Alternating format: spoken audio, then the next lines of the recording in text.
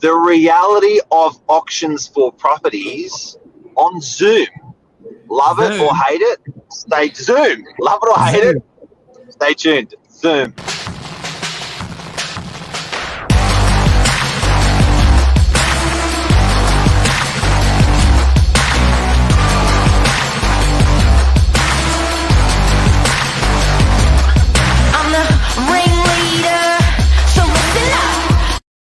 Good morning, everyone. Welcome to Morning Minutes. Myself, Michael Berger, Mark Novak, episode 489. Zoom auctions, love it or hate it. I know I had an opinion a couple of days ago before seeing one basically play out, hearing feedback from parties. If you watched the show a couple of days ago, I was sort of advising people sort of basically not to do it. It's new if you can do a deal prior. People sometimes don't like to try something new, and it's such a big thing. It may not be the best, but Mark, we did one last night. Do you want to take us through the technical stuff first? How did it work?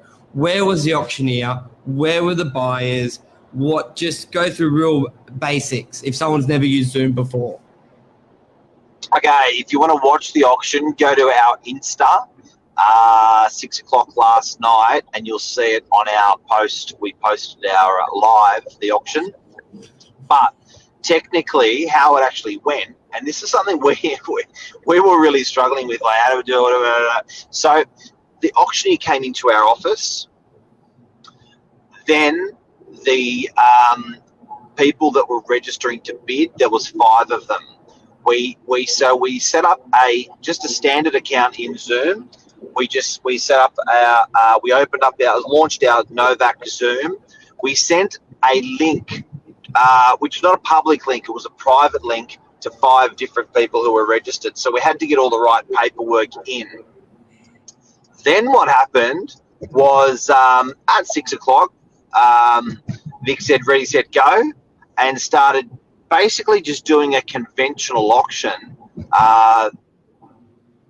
like exactly how we would normally do an auction, but he was standing there. So we had, out of interest, there was about 8-9 people from our office in sales we were just interested to see how it would go, all socially distanced. But just take it back a step. So you had Vic on a screen. Like, was it like you and I now with 5 buyers all seeing each other, or did they black out their screens? Did they say their offers verbally, or they type it? How did that work? Okay, so it was private, so no one else in the ether in the internet could see it. No one in the ether could see it. It was just Vic. You could see his head as a thumbnail, and then you could see 5 other buyers. So there were 6 people on a computer screen. And the buyers could see each other. Like if we had 4 people on a call right now, everyone could see each other, and Vic was the main image. Everybody could see each other. Vic was just one of the 6 tiles. Yep. And at the beginning of the auction, Vic said, "Can everyone please hold up their numbers?" So everyone held up their number to show that their bidder's registration card number. They held up. So one person was bidder number 8, one bidder was bidder number 4, one bidder was bidder number 3, whatever it was, and they showed those cards at the beginning. Those paddles or those cards, when they made a bid, they held that up to identify themselves. Yeah, and who gave them that? So they pre-registered with an agent, or they did it digitally, and we sent them our bidding card. How did that work? Or just they wrote a number on a piece. Yeah, they wrote a number on a piece of paper. Yep, cool. And offers, did they have to, so they just said it verbally and everyone heard the offer? Correct. So the address was 74 South Creek Road, DY. Yep. It was interesting because it was adjoining Pittwater House. I won't say whether they bid it or not, or whether they were the successful bidder or not. But it was an interesting auction because we were wondering if the adjoining school was going to turn up and bid, because it was they have a history of doing that for all those houses on that strip. But it was the 1.85 was the guide, and then off it went. And we got some comments here from Luke Moroney. Yeah, Luke's spot on, and we said this a couple of weeks ago. Remember last lockdown, a lot of buyers waited and came out of the market, but anyone who bought, when we looked back a month after the initial lockdown, we're like, wow, there were some good buys, because a lot of buyers were like, oh, we don't know what's going on, let's step back. So if you're looking to buy, I'd be ramping it up now. Agents can show you through, because same as what we said yesterday, when there's less buyers out there, there's less competition. And due to COVID, for whatever reason, there'll be less buyers.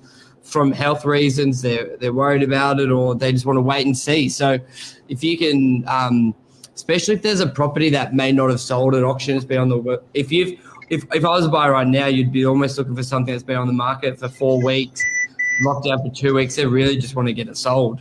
So it could be quite attractive. But back to the auction. So and then what? So it sold. What happened then? So I don't get straight into it. Sold. We've got more of a story to tell. So the guys were It was a house. It was 3-bedroom. Beautifully looked after. 185 was the guide. Auction opened at 18. With a friendly bidder, and then basically just moved in $100,000 bids,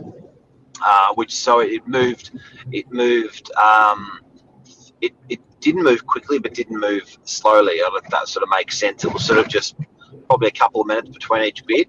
What was really interesting when Vic was calling it, when the bids were made, Vic almost confirmed the bids 2 or 3 times with the people. Asked them to nod, asked them to confirm, asked them to confirm the number, asked them to confirm their registration card. He was extra cautious. I'm going to bring up the listing as well, you say, so people can see. But keep going. So then kept rolling out. It got to 2.24, and then the highest bidder just slam dunked them at 2.3. 2.3 on a house, which is not a quiet street, is very, very, very good money. I believe reserve was set at approximately $2,050,000. So to be selling for that sort of coin, $250K above is pretty good. It's a beautiful home, but it's single level, but just well presented. But that's big money. Great. 2-3, and as what you're saying, it's on South Creek Road, 74 South Creek Road, 2.33 bed. That's huge. Well done, Lisa and Michael. Well done, Lisa. Well done, Michael. Well done, Vic LaRusso, for hosting a Zoom auction where agents could have cancelled the auction, auctioneers could have cancelled the auction, not even had it, or owners could have cancelled the auction because they're just not sure about COVID. It just showed a little bit of courage. It showed that people pivoted. It shows that buyers had a bit of courage as well, because they went in, they did something they wouldn't normally do and attend a Zoom auction rather than a physical auction in there as well. So buyers weren't turned off. There was still 5 buyers. We had 5 buyers before COVID lockdowns. We had 5 buyers still after COVID lockdown. Yeah. Luke, it's recorded on Novak Properties Instagram if you want to watch that auction. So you can jump on Novak Insta. Lisa, not brick, motivated. Yeah. Now, how did do you want to then? So buyers were actually quite comfortable with it, weren't they? Being in their own property, not really being as intimidated. You sort of tick the boxes of the momentum of an auction, but some people are nervous standing in a room, 20 people looking at them, putting at their card, and that sort of, I think, intimidation was not there, but you still got the competition and the fight that you want from an auction. The competitiveness was there. Would you agree? That's sort of the vibe I got. Yeah, look, I guess that's a double-edged sword. When you have people in the same room, it's a bit of a street fight. But when you have people you're competing against, it's almost like gaming online. You're not physically eyeballing the person belly to belly at an auction. What's Lisa say? Yeah, you don't have to do a Zoom, do best and fairest. And that's what we touched on the other day when I was sort of like, that's what I would look to do. Even if you're doing it with one buyer, two buyers, you can really have you can still get that competitive running. I know on commercial, we sometimes do round 1 and 2. You do a best and fair, especially if you've got multiple offers coming in. Like we've got one at Brookvale at the moment. We may get 10 offers and we'll assess and pick the top couple, go to round 2, do it again in round 3. So I think agents just got to be very open-minded and just keep the best interests of the vendor at mind and get them the best price and make it easy and clear for buyers. That's the key. Just high communication. Communicate. Yeah.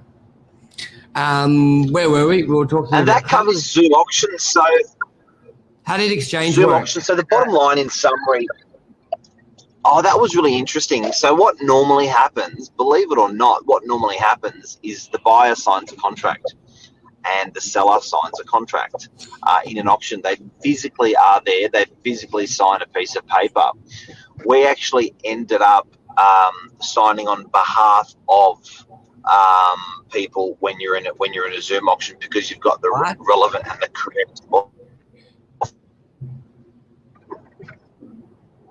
So the agent signed on behalf of the buyer and the agent signed on behalf of the seller, or just the buyer? Yeah, because you've got the correct authorities in place to do that. Because of the nature of the bidding that you can do. Bear in mind, we still had the backup of DocuSign to DocuSign over and get people to say that. I think some people maybe prefer that, for it to be done. But we had their authorities there and in place, ready to go to do it by agents actually signing on behalf of purchasers because the paperwork was there.